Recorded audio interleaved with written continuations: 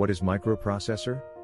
A microprocessor is a computer processor where the data processing logic and control are included on a single integrated circuit or a small number of integrated circuits.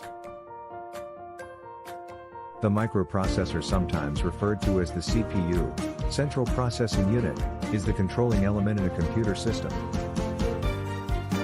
The microprocessor performs three main tasks for a computer system: data transfer between itself and the memory or I/O systems, arithmetic and logic operations, program flow via simple direction.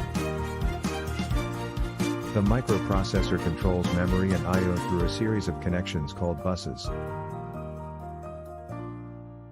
What is bus? A bus is a common group of wires that interconnected components in a computer system. There are three types of buses: address bus, data bus, control bus.